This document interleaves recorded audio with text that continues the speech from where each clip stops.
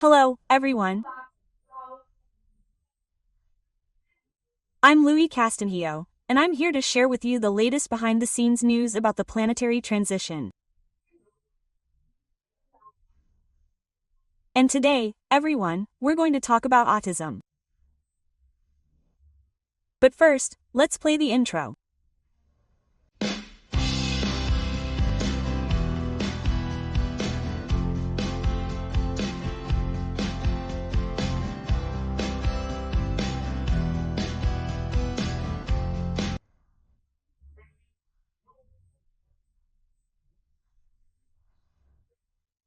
Alright, let's begin our video today, always with great joy, where I like to greet all of you, my dear audience, wishing you much peace, much health, much joy, and, above all, much hope in this world of regeneration that is coming.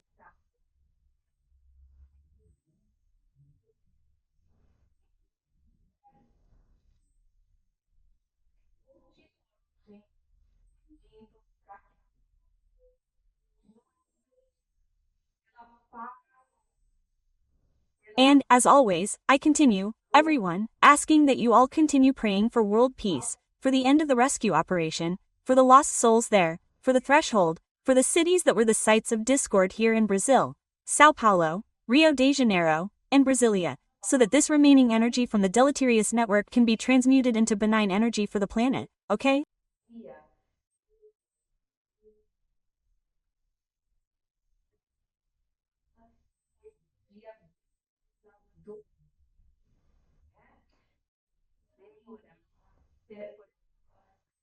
Let's also pray for this first wave of orphans of darkness that emerged when the dark neural web was broken.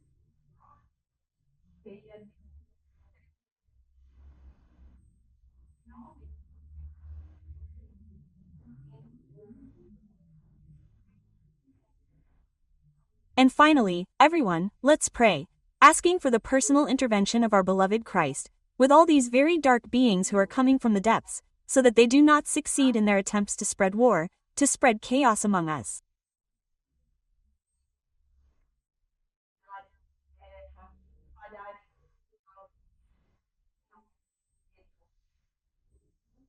The fear that they will not succeed in these attempts is evil, right?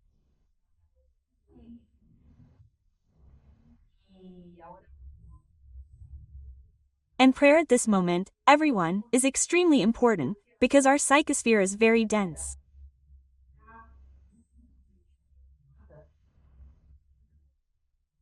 So, everyone, our protection through prayer is necessary.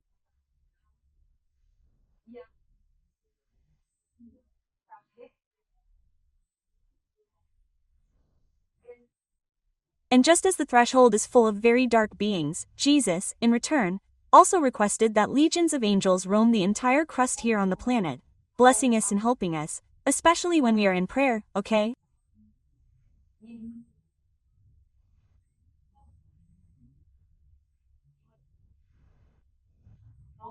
Because we are not abandoned, everyone. This story about Jesus not caring about us. God is a very distant being, everyone. It's a lie. A lie. They're here with us all the time.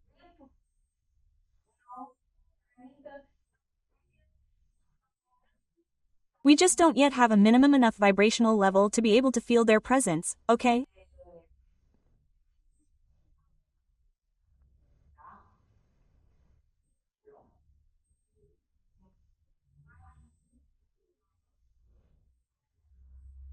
So, the person who gave us this magnificent lesson on autism was a very enlightened spirit from the planetary sphere who was a contemporary of our beloved Christ when he was here on his wonderful teaching journey.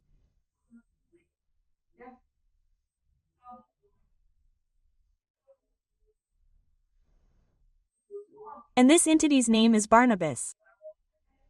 Okay?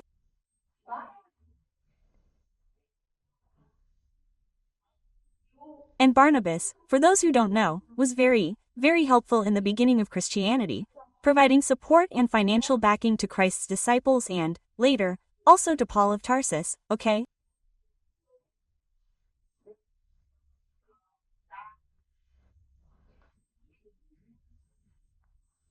And he was one of the first prophets and teachers of the church in Antioch.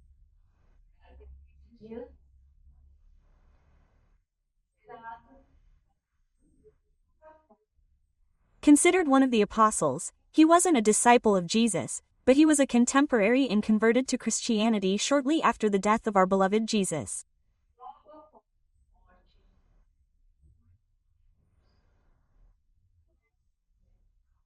He, Barnabas, accompanied Paul of Tarsus on his first missionary journey.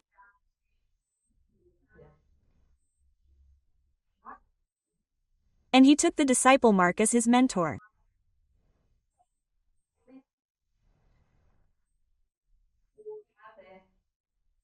In short, Barnabas was one of the cornerstones in building the foundation of Christianity.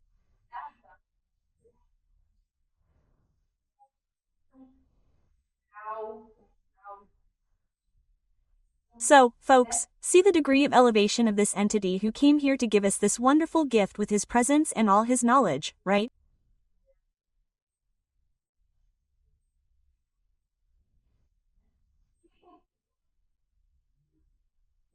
And with all the simplicity and affection peculiar to the spirits of this lineage, he began by giving me a tremendous spoonful. And what did he do? He said, "My dear, what do you want to know today? What are your questions?" Quote. Then I said, "Wow, folks, that's great." And immediately, 3 questions came to mind.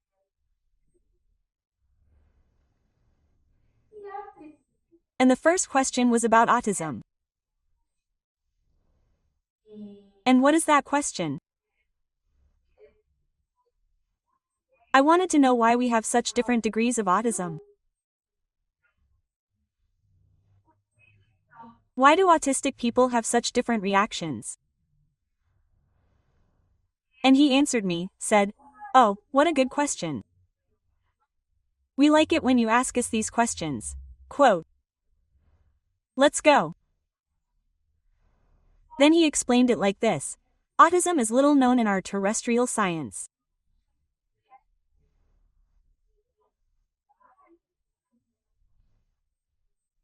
So, several anomalies have been wrongly classified as autism, all being placed in a single box, so to speak.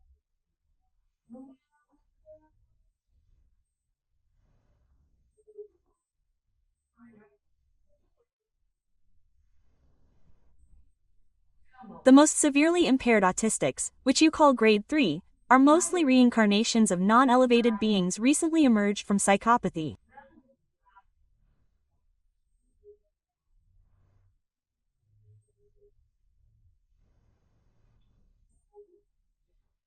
As you already know, all beings can be saved.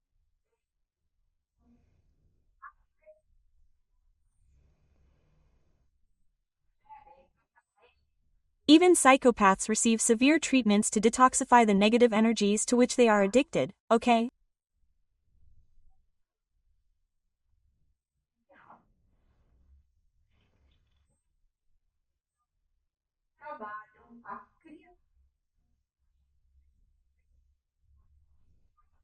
And these treatments work on creating empathic processes through the mirror technique, where these psychopathic beings are led to experience the situations they caused to others, with the aim of creating empathy for these situations.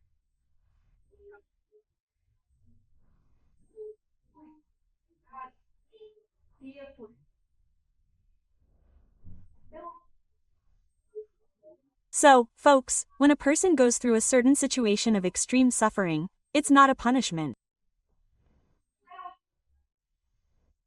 We tend to think that, oh, we'll be reincarnated, we'll be punished. It's not a punishment, folks.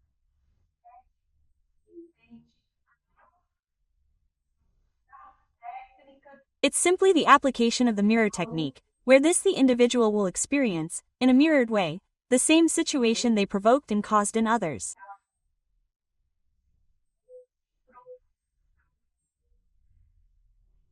Why? So they can reflect on it and come to the conclusion that that kind of attitude is good.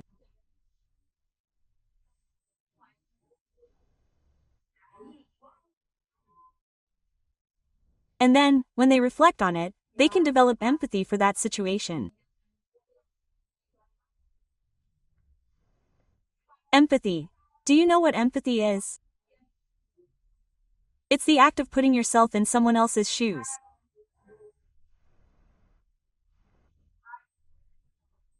So, when you perform an action here and it impacts someone else, you can put yourself in their shoes and see how it impacts them. Yes, this is the process of empathy, right? And anyway, and he continued explaining to us, right?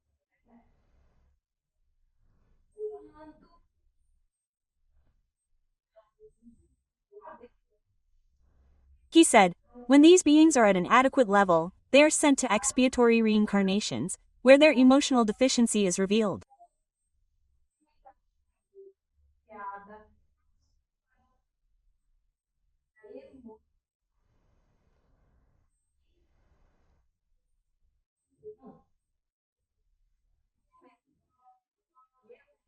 And you will be able to perceive their lower level of moral evolution through their reactions of revolt, pride, and aggression, accompanied by a high degree of selfishness and self-absorption, okay?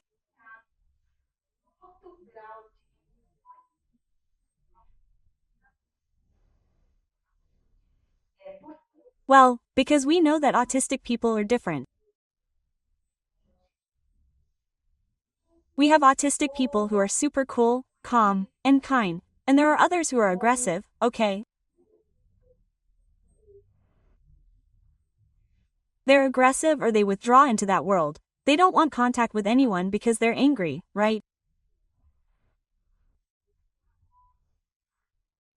They're angry about being in that process of developing empathy, right?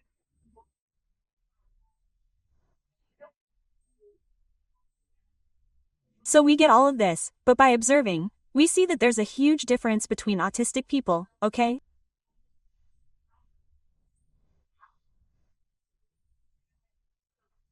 And if you're enjoying the content in this video, please, click the bell to receive notifications, share the video.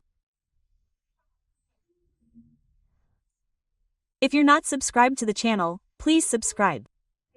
By the way, guys, I was really sad, you know why?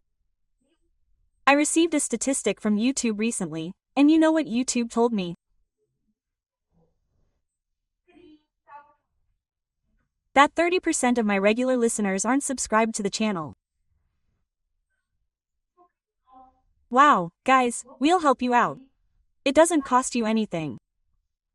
Just point your finger there and subscribe to the channel. You already follow the channel, you already watch the videos.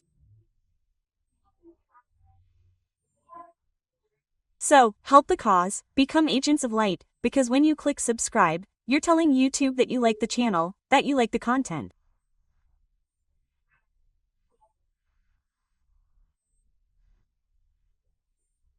And this reinforces YouTube's algorithm, which then offers the video to more people. So, everyone, please go ahead, subscribe to the channel, help out, okay? Be generous, okay? Subscribe here to our channel, okay?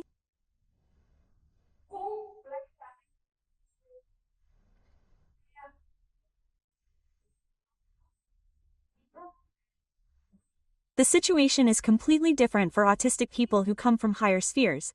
They, just people, lack emotional experience, but they are bearers of good hearts and highly refined feelings of elevation and ethics.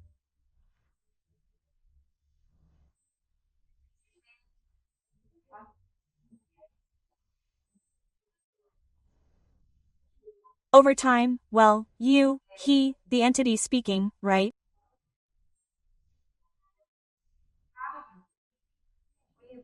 You will begin to distinguish them well, and in the future, they will be declared with different symptoms, receiving different classifications and nomenclature.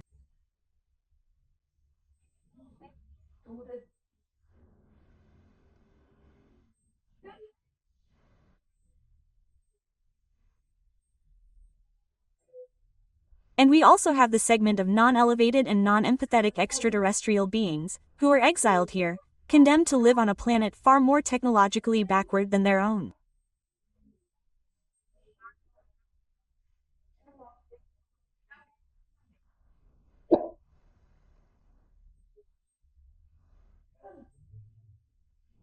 These beings also exhibit severe degrees of autism, as mentioned earlier.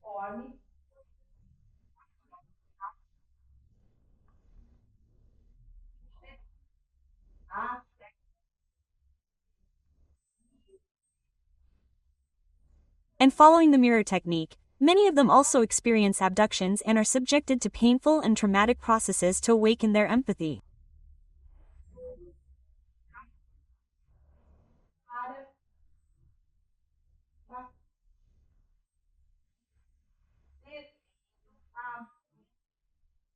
This is all due to poor practices they had with beings from primitive planets during their existence as extraterrestrials.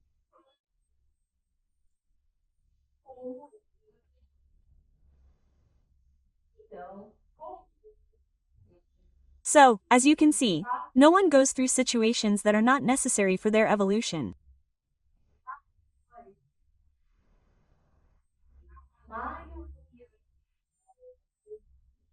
And most trials and expiations are intended precisely to correct deviations in posture within the evolutionary process of each being.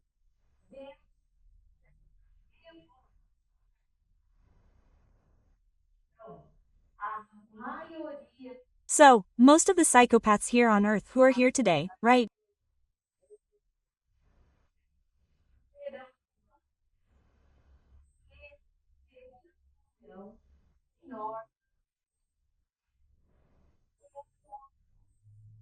They will be exiled and reborn on primitive orbs as severe autistics and will receive the best possible treatment from the harsh inhabitants of these orbs, and everything will unfold according to each individual's evolutionary needs.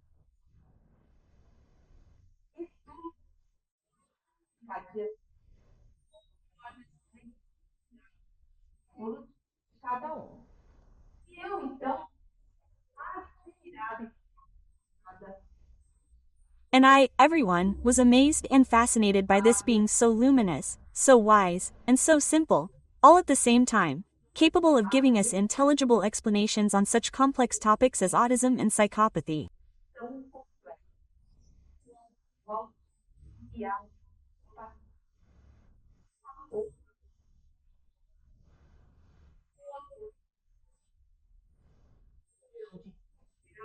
One thing is certain, all autistics, regardless of their degree, grade 1, grade 2, grade 3, deserve humane and caring treatment, a loving treatment that helps them learn to deal with their emotions.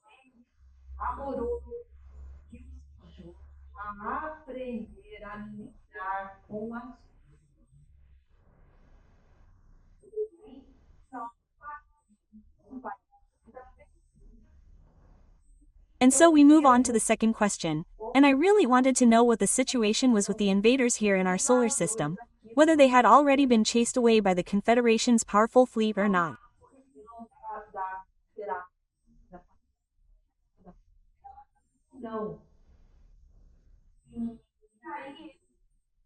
And then he said, "Look, my daughter, regarding this issue, I'm going to ask you to wait, okay? Wait and you will be duly notified."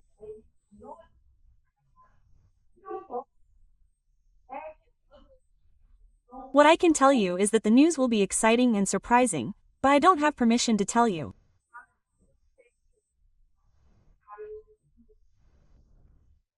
So, okay, let's wait and see what will happen. And then, we went to the third question, right? And this question, by the way, it's not mine, I received it from a dear listener and I also, sorry, guys, I didn't write down the name, I apologize, okay?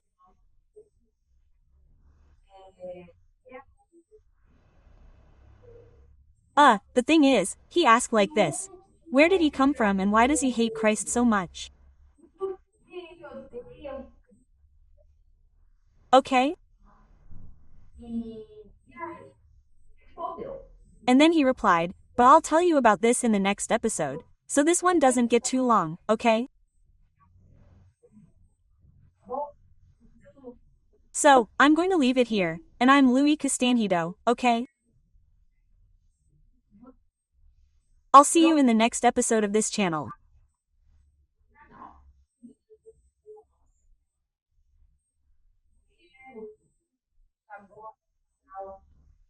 And, before I go, I just want to tell you that if you're new, just arriving on the channel, unfamiliar with these topics, and want to know a little more about these important topics, we have videos 165, 166, and 192, which talk about autism and psychopathy.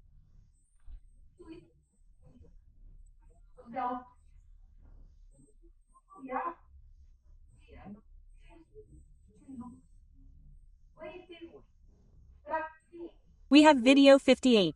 For those who listen to the podcast on Spotify, listen to episodes 305, 306, and 332. I'll leave all these videos noted in the video description.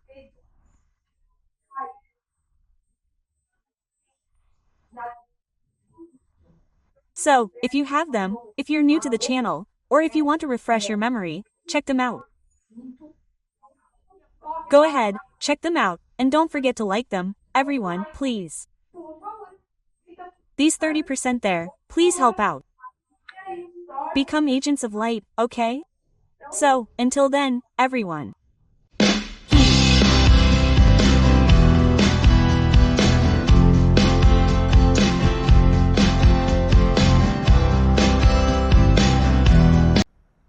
Olá pessoal, eu sou a Louise Castanhedo e eu estou aqui para contar para vocês as novidades sobre os bastidores da transição planetária. Hoje, pessoal, nós vamos conversar sobre um assunto maravilhoso que é o livro da vida. Mas antes, vamos rodar a vinheta.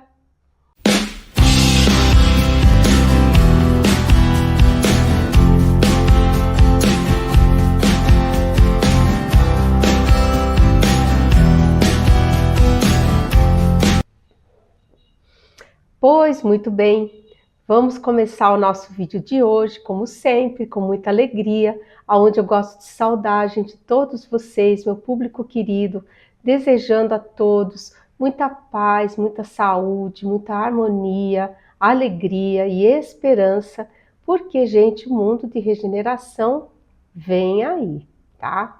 E também, gente, continuar pedindo a todos vocês que continuem orando.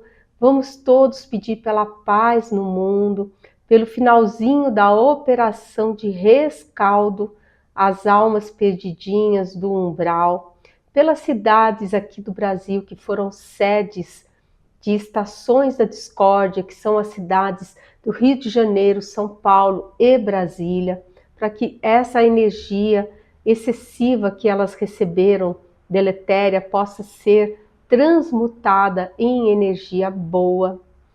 Vamos também orar por essa primeira leva de órfãos das trevas que já surgiram aqui no planeta com a quebra daquela teia neural trevosa e também orando, pedindo a intervenção direta do nosso amado Cristo junto a todos esses seres muito trevosos, para que seja completamente anulada toda e qualquer tentativa de um plano maléfico, de grandes guerras e grandes tumultos aqui no planeta, tá? Porque meu entendimento é que somente um ser com a elevação do nosso Cristo aqui teria poder realmente para poder conter essas criaturas trevosas nesses seus maléficos intentos,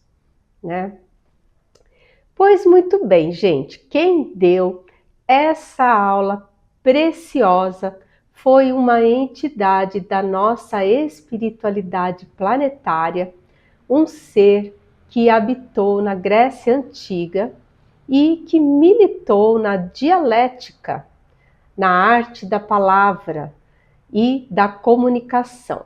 E ele nos deu o seu nome, ele se chama Dioclésios. E ele disse para nós que o trabalho da equipe dele, porque ele é do Círculo das Artes, Ciências e Conhecimentos, né? Ele disse que o trabalho deles ressurgirá com força total no mundo de regeneração, onde as palavras serão usadas para difundir a sabedoria e o belo. Olha que lindo, né, gente? Eu não vejo a hora, porque eu entendo que nós todos estamos muito necessitados de ter obras mais elevadas, porque hoje em dia, infelizmente, a maioria das obras, ela versa sobre violência, sobre guerras, sobre ataques, ou, enfim, exploram os defeitos humanos, né? Sempre deixando o ser humano como se fosse uma criatura abominável. E isso, pessoal, não é verdade. A maioria no planeta já se encontra medianamente evoluída. Vocês já sabem disso que eu já contei para vocês. E essa maioria não deseja mais a violência e nem a guerra. E, para ser mais precisa, esse grupo que já se encontra medianamente evoluído é de aproximadamente 78% de toda a população encarnada, mais a população desencarnada. Ou seja, gente, apenas 22% é que são trevosos. Eles não são maioria, como eles querem que a gente acredite, que só tem o mal, que só tem gente ruim. Mentira, mentira, mentira. Eles são minoria. Só que eles são uma minoria barulhenta, muito organizada e que acaba parecendo para nós que eles são maioria, mas eles não são. Por isso que eles vão ser retirados do planeta, porque eles já são minoria, uma minoria, bem minoria mesmo, né? Mas o Dioclésius continuou não, na verdade ele iniciou o trabalho e entrou no assunto. Aí ele chegou e falou assim: pois bem, hoje nós não temos um assunto pré-determinado, porque todos estão trabalhando muitíssimo nos últimos ajustes para todas as providências divinas necessárias à operação magnífica de Miguel, o Justo, e sua maravilhosa legião de cavaleiros templários. E aqui, pessoal, cabe um esclarecimento interessante, porque nós sempre recebemos a informação de que está todo mundo trabalhando muito nos ajustes. E aí vem a questão, não sei vocês, mas eu fiquei pensando, mas já não foi tudo planejado? Já não foi feito um plano fantástico que foi passando de nível por nível, que depois foi aprovado por Jesus e tal e coisa? Já não foi tudo planejado? Por que essa correria, né? E a resposta é a seguinte, gente. Sim, tudo foi mesmo planejado, mas a misericórdia divina é tanta, pessoal, é tanta, que conforme as pessoas elas vão despertando e elas vão orando, mais suavizações têm sido concedidas. Olha que legal! E essas suavizações provocam alterações nas condições físicas do planeta e até mesmo do Sol.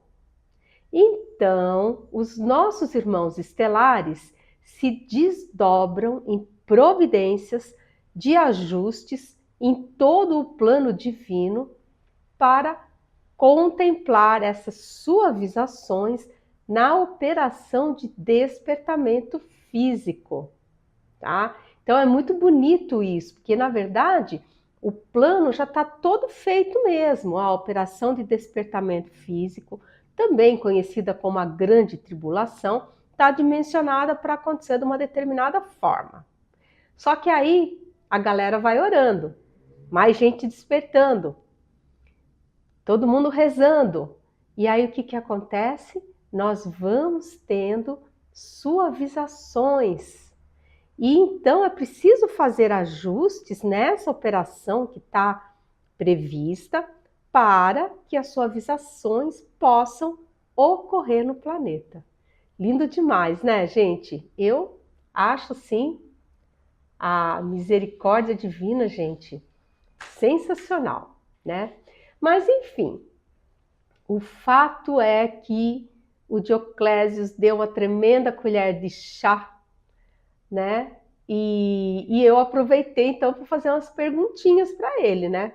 E eu perguntei, então, sobre a questão do livro da vida, tá? Esse livro da vida, ele aparece nos textos bíblicos e ele também, gente, ele é citado no livro 2 da série, que é o Apagão e a Magnífica Operação de Miguel Arcanjo, tá? Vou mostrar até o livro para quem não viu ainda, peraí.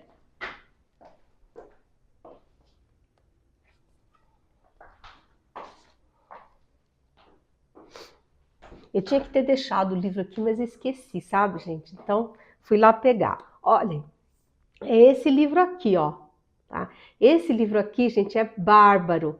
Ele é maravilhoso, porque ele conta como é que vai ser essa operação de Miguel Arcanjo. Ele dá todos os detalhes. Ele, de todos é o mais gordinho, ó, tá vendo? Ele é o mais grosso, justamente porque ele tem um monte de detalhes, tá? Para quem gosta de ler, gente, vale a pena, eu recomendo muito, tá? Esse livro aqui, ele foi ditado, gente, pela espiritualidade planetária, tá? A maior parte das mensagens aqui foi dada pelo nosso queridíssimo capitão, tá? E que ele é todo humilde, é todo simples, mas ele manda muito bem nas coisas, ele sabe coisa pra caramba. Então, gente, nesse livro aqui que eu mostrei para vocês, nós temos a citação, várias citações, sobre a questão do livro da vida, né? E a gente vê qual a informação que nós temos.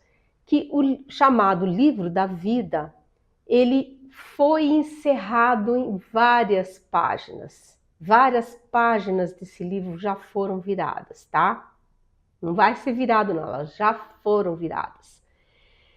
E, no entanto, tem coisas que ainda continuam acontecendo e eu fiquei assim com dúvida, não sei vocês, mas eu fiquei com algumas dúvidas, né? Então, a gente vê que na questão do assunto relativo à marcação dos trevosos, a separação do joio e do trigo, gente, ela já foi feita. E essa página do livro da vida foi virada, tá? E a minha dúvida era essa, se o livro da vida já havia tido a sua página virada, como é que nós ainda temos suavizações, né? E eu fiquei pensando, e depois dessa marcação, se dos trevosos no caso, né? Se um ser que não foi marcado resolver fazer um ato bem horrível, bem ruim mesmo, como que fica a situação dele? Né? E o contrário também poderia acontecer, alguém marcado se arrepender, como que fica a situação dele, né? E então eu perguntei isso para o nosso querido Dioclésius. E antes, pessoal, de revelar a resposta que eu recebi, eu queria fazer um pequeno esclarecimento sobre o que é o livro da vida. Talvez muitos de vocês ainda não saibam, não tenham se ligado nesse assunto.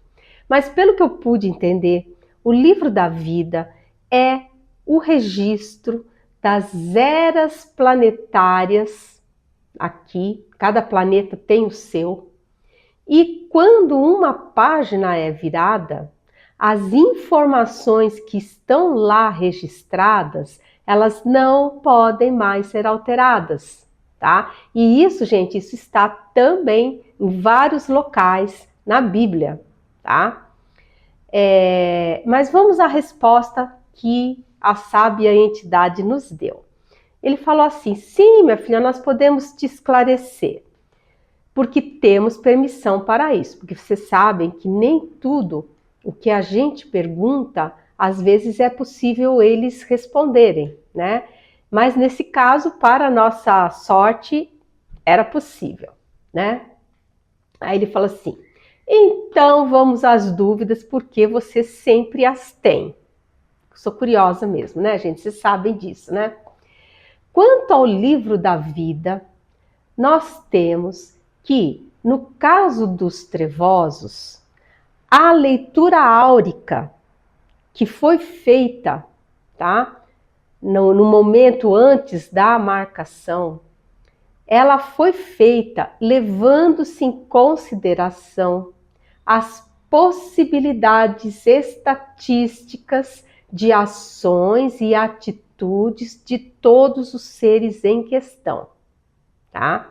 Com base nessa análise profunda que somente seres de altíssima evolução podem fazer, é que foi então decidida a marcação nas frontes, quem ia ser marcado, quem não ia, e a página do livro da vida para esse quesito, ela foi virada. Por isso, dizemos a espiritualidade, né, que nada será retirado e nem tampouco acrescentado.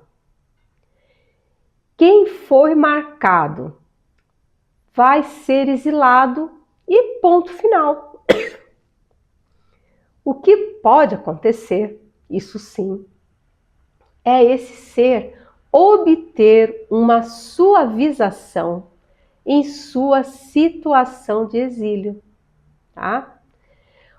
Vejam bem, gente, então olha o que ele disse. Quem foi marcado, foi marcado. Foi feita uma leitura áurica muito séria, levando-se em consideração muitos detalhes, muito estudo, feita por seres elevadíssimos, sob a supervisão de nosso Cristo amado, tá? Porque ele supervisiona tudo, gente, tá?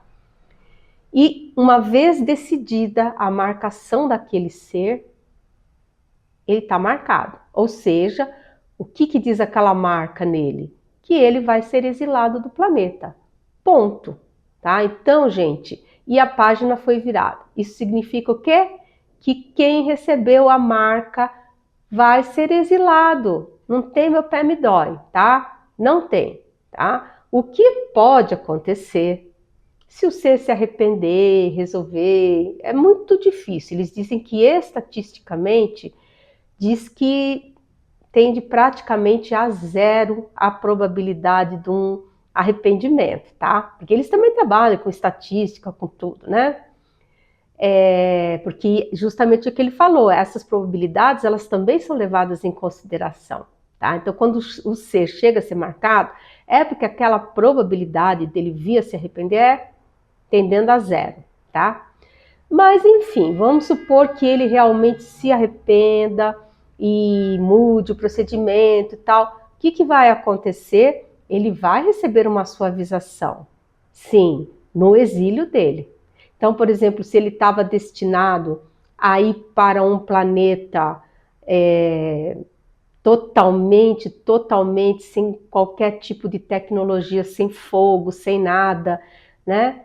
Talvez ele vai poder ir para um outro planeta, já com uma civilização estabelecida, onde ele poderá, de repente, nascer numa família de posses, de repente, a gente não sabe. Mas as suavizações, elas podem sim ocorrer e estão ocorrendo, tá? Sem problema nenhum, tá? Espero que eu tenha conseguido repassar para vocês esse conceito, tá?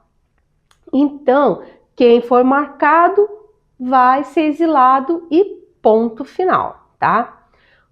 Quanto aos seres que não foram marcados, ou seja, que foi decidido que eles poderão continuar aqui no planeta, caso eles venham a utilizar o seu livre-arbítrio para cometerem delitos mais sérios, que vai acontecer com eles? Eles vão reencarnar aqui no planeta Terra, só que eles serão orientados a renascerem nos bolsões de miséria e ignorância que ainda existirão no início do nosso mundo de regeneração, tá?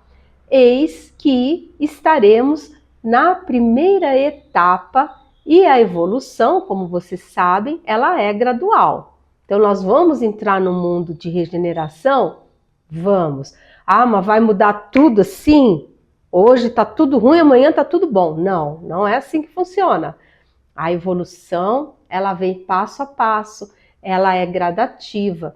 Então, esses bolsões que nós, infelizmente, ainda temos aqui no planeta de miséria e ignorância, eles não vão desaparecer da noite para o dia.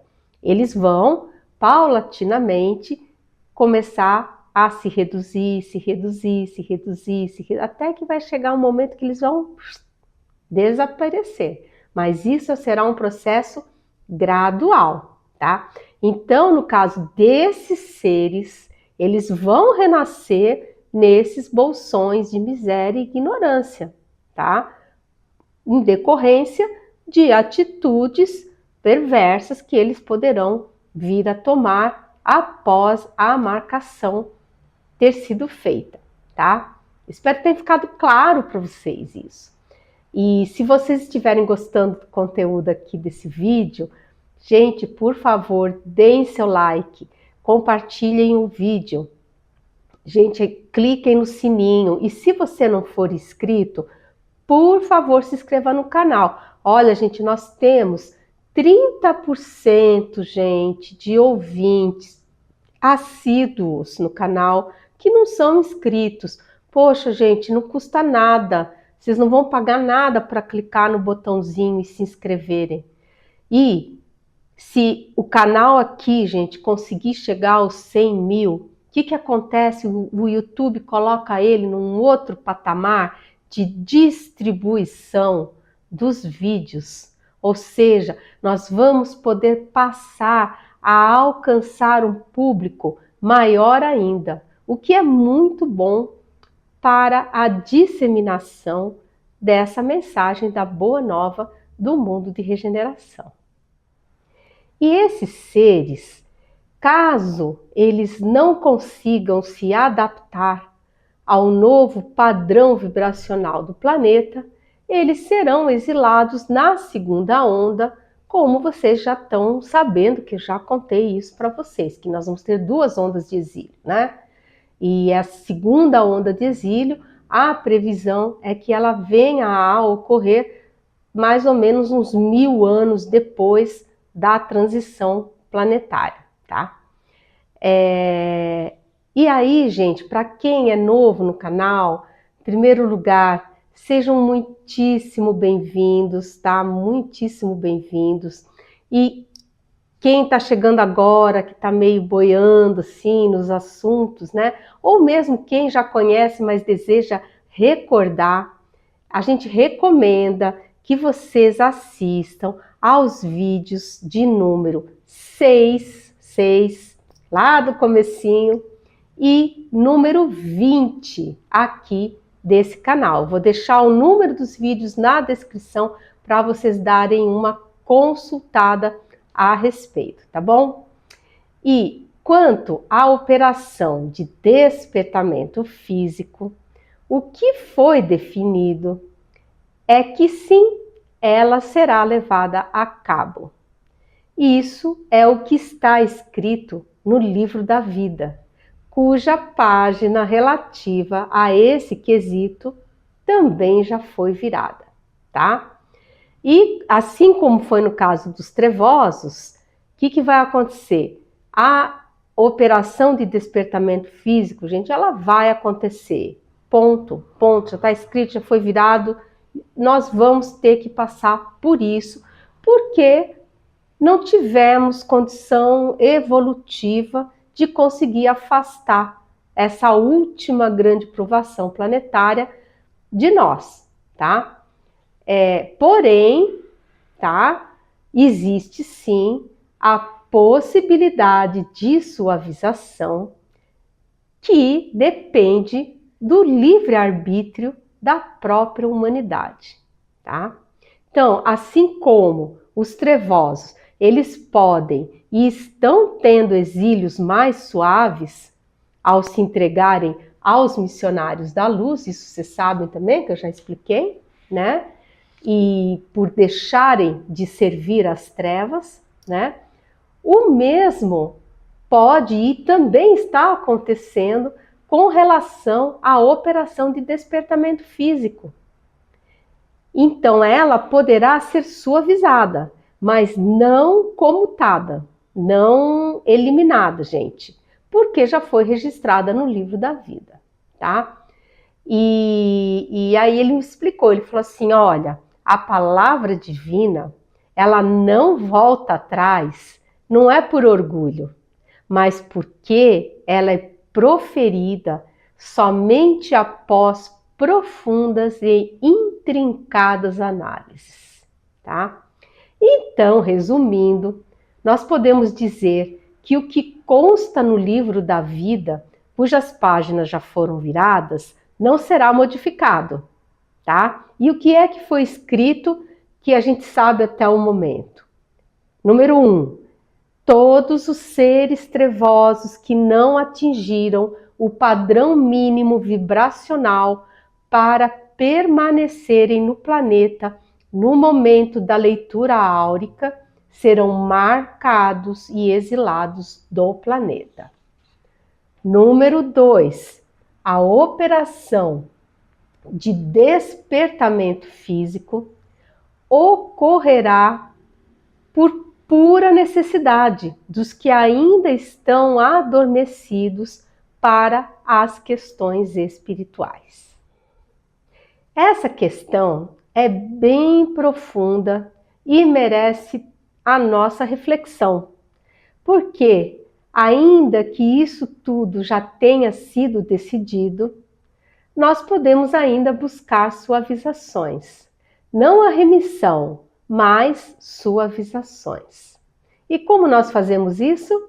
Através, gente, da oração e também do exercício no bem.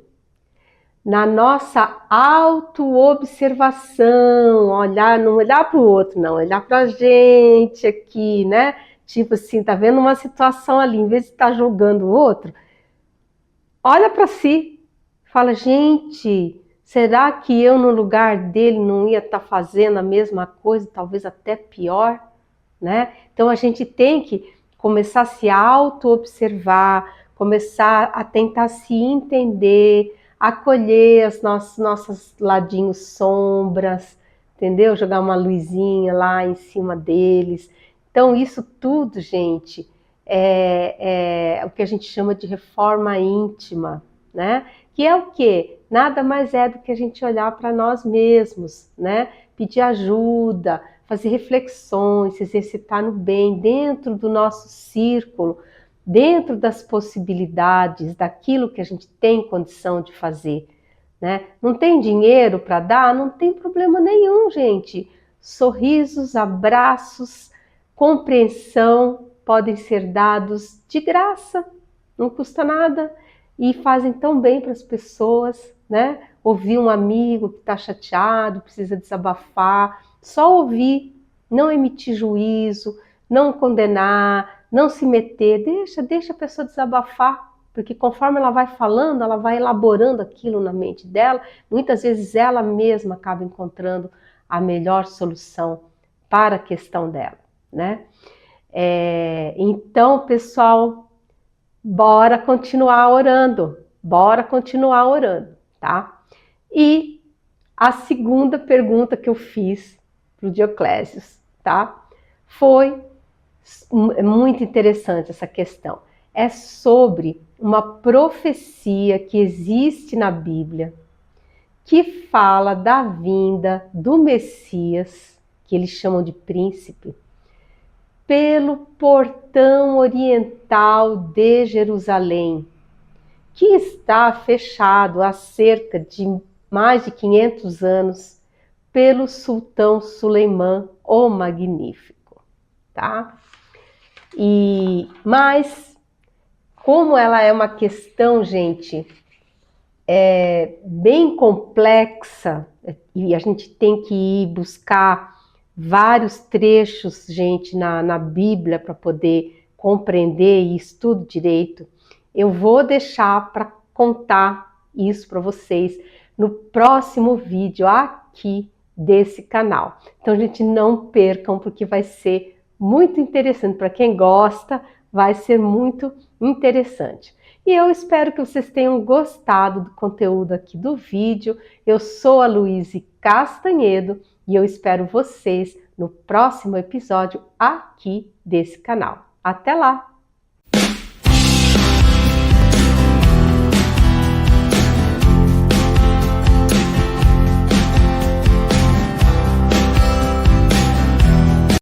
Hello, everyone. I'm Louise Castanhedo, and I'm here to share with you the latest on the behind the scenes of the planetary transition.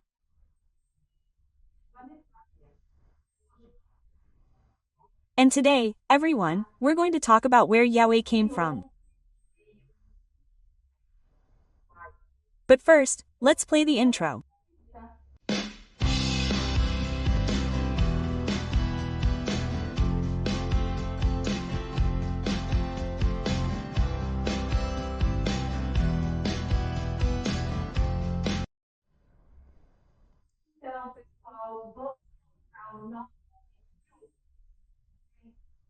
So, everyone, let's begin our video today, as always, with great joy, where I'd like to greet you all, wishing you much health, much peace, much harmony, joy, and, above all, much hope in this world of regeneration that is about to arrive.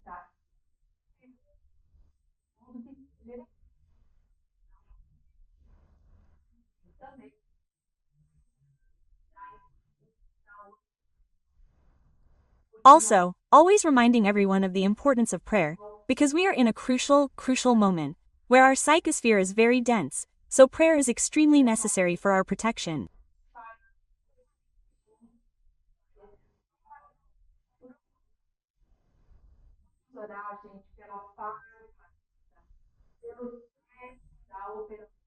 Let's pray, everyone, for peace on the planet, for the end of the rescue operation for the lost souls in the cities of Sao Paulo, Rio de Janeiro, and Brasilia, which still have a significant amount of harmful energy, so that this energy can be fully transmuted into beneficial energy.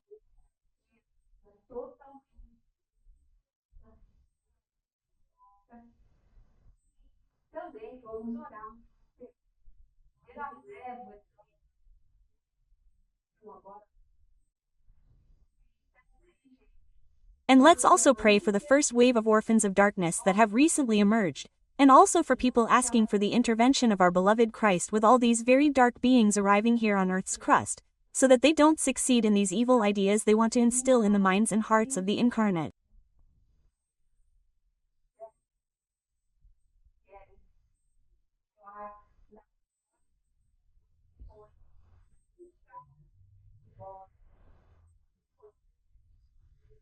Dark beings who are powerful, who hold power, who influence military personnel, government leaders, in short, may Jesus intervene directly in the hearts of all of them, okay? So that these malevolent intentions don't come to fruition, okay?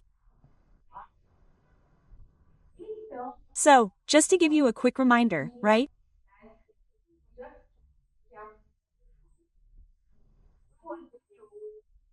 This video here, folks, is a continuation of the previous one. The previous one, where we had a wonderful communication, folks, from the spirit of Barnabas, who was contemporary, folks, with the incarnation of our beloved Christ here on our planet.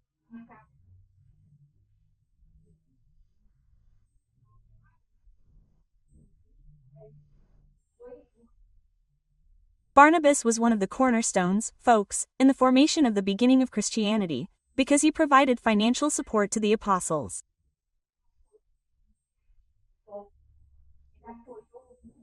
He was very supportive of Paul of Tarsus at the beginning of his preaching.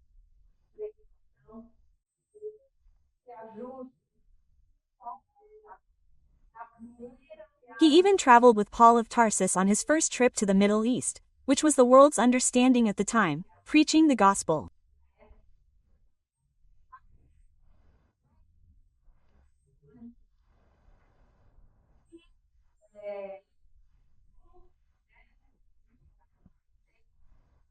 And as I told you in the previous episode, with all the simplicity and affection that are the hallmarks of these sublime spirits, he opened the floor to questions.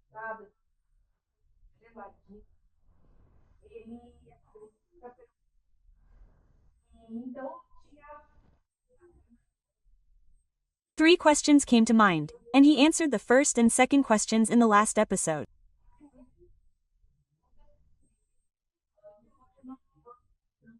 In today's episode, we'll share his answer to the third question.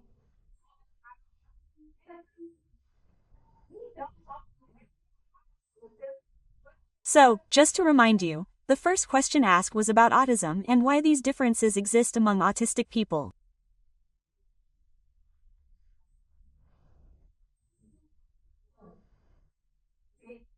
The second question asked was an update on the situation of these invaders in our solar system, right? And for those just arriving, new to the channel, unfamiliar with the topic, folks, don't worry.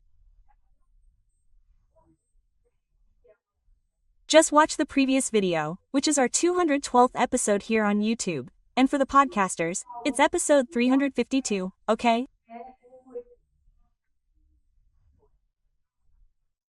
I'll also leave it in the video description, here, and for anyone who wants to reminisce, okay? And please, don't forget to like it, folks. We have to reduce that 30% of people who watch the channel but aren't subscribed. Guys, let's help the channel, folks. Let's subscribe. It doesn't cost anything, folks, it's free, okay? Just a little touch on the button. But come on, let's move on to the third question. And the third very interesting question is, where did Yahweh come from, and why, after all, does he hate Christ, our beloved Christ, so much, right?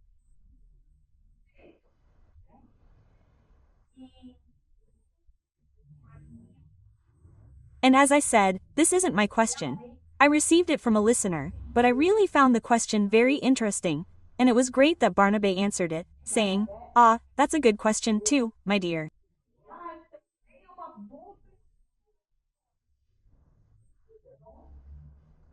So, Yahweh didn't come from a chapel, as you rightly reasoned.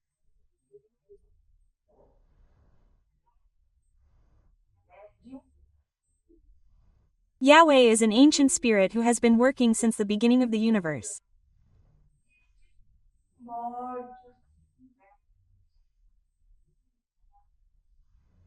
Imagine the antiquity of this being a contemporary of our beloved Christ.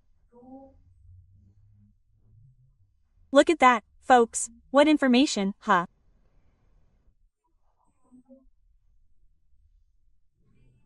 But our Christ evolved until he became the spectacular spirit that he is.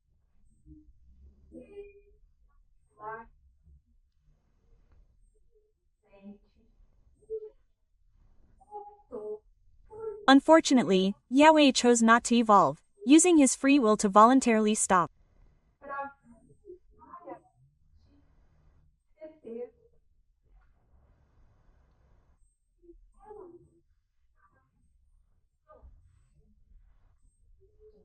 And when he saw the evolution that our Christ achieved, he felt a great feeling of envy, because he desired to have the power of Christ.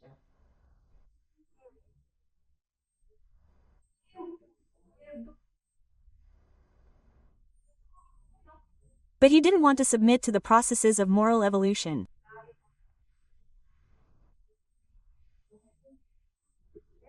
Because, folks, our Christ is powerful just the way he is because he lit the light within his spirit.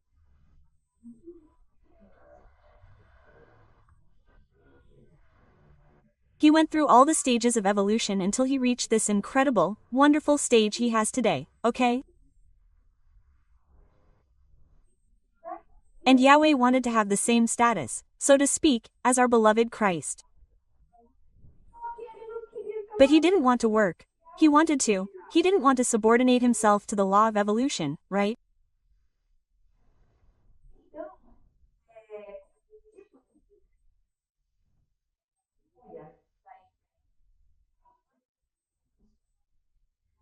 So, with this kind of reasoning, this idea of envy continued in his dark mind until it became a very, very deep feeling of hatred, like a stubborn child who kicks and screams and cries because his wishes aren't met.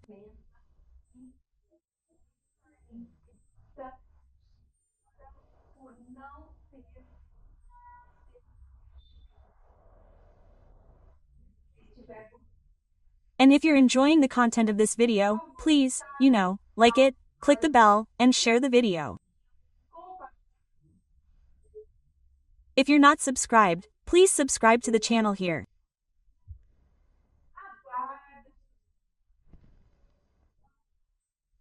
Jesus, wait patiently, folks, for Yahweh to calm down so he can enter into a higher reasoning.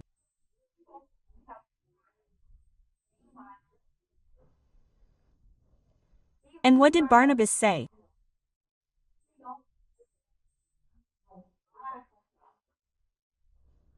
He said, "What we have permission to tell you is that Jah was incarnated in the Syrians when this Christ project was in its infancy.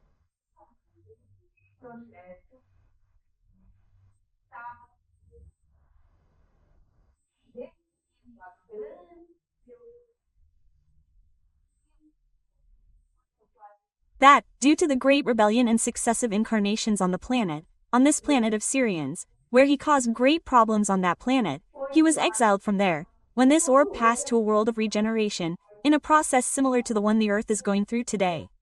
Quote.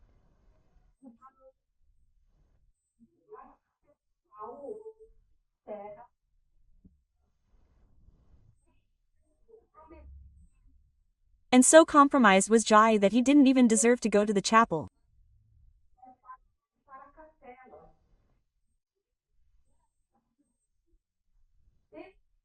So, a primitive world was sent directly here to Earth, which was still in the process of formation.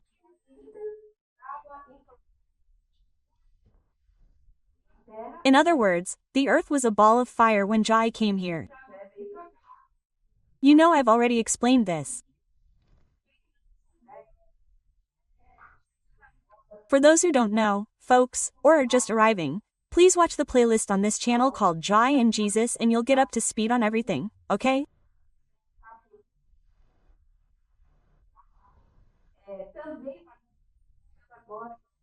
Hey, also for those just arriving who don't know, our beloved Christ, from what we know, has at least 5 major projects he's working on, 5 planets, okay?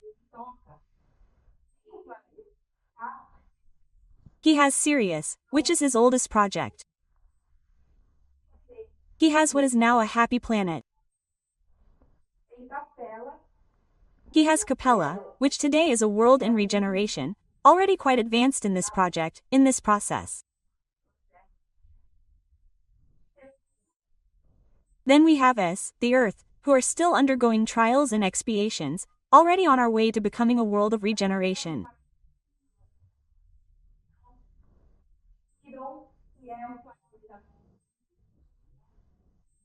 There's Chiron, which is a primitive planet, and there's a 5th planet whose name I don't know.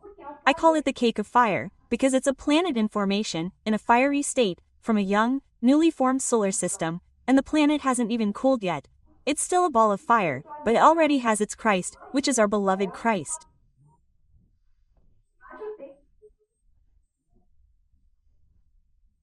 And you can see that these 5 planets, folks, are in a, let's say, descending stage of evolution. I don't know if you noticed this, because Sirius, which is the oldest, is already a happy planet, okay?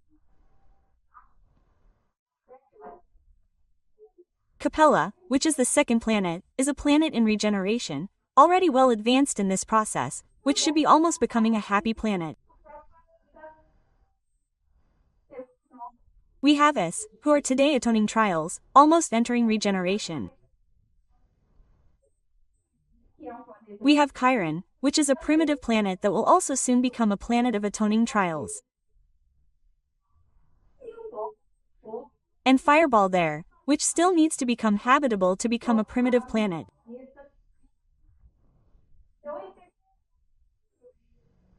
So it's interesting because we can see this whole divine evolutionary architecture, right? It's very, very interesting.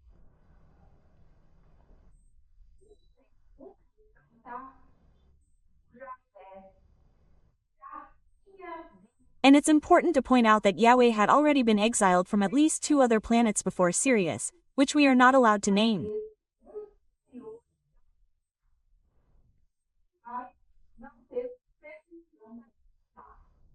So Barnabas didn't even tell me which planets these are. There's no point in asking me, guys, because I won't know how to answer. Because he said he's not allowed to talk about these other planets before Sirius. In other words, Yahweh is a truly ancient spirit. And I was like, I don't know about you, but I was very surprised by all this information. And then Barnabas said, "Oh, you're amazed at Yahweh's level of stubbornness?" Well, we are too, as time goes by, and he continued explaining, right?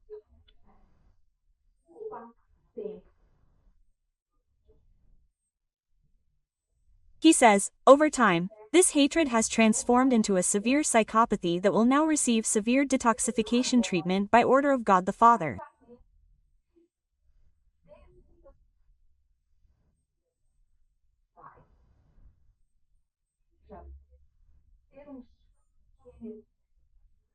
Yahweh needs a massive energetic shock that allows him to drain the enormous amount of negative energy accumulated in his spirit, okay?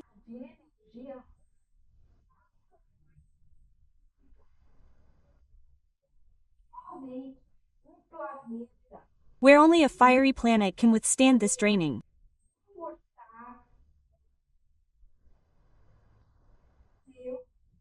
God is benign and long-suffering, right?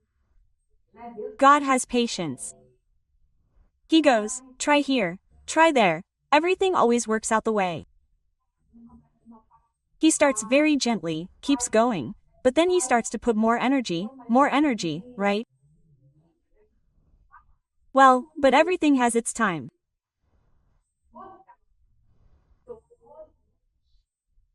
Once all opportunities for a more peaceful evolution have been exhausted, divine providence provides the means necessary for the being's evolution.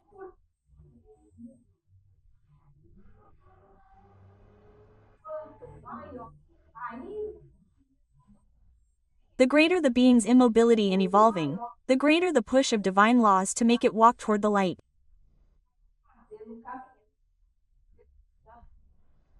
That's how it works. Divine laws, he continued explaining, are powerful and act throughout the universe, okay?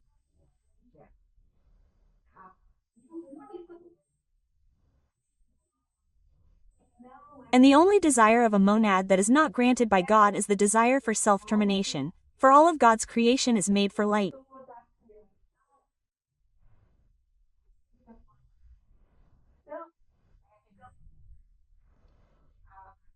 So, let's say, for us as spirits, the Moa, in short, the vital principle that we have, we are the only desire that is not granted by God, which is the desire for self-termination. So, no mon, folks, no monad is exterminated. There are some stories on the internet that say that monads are taken to the central sun and that there they are undone. Lie. Negative.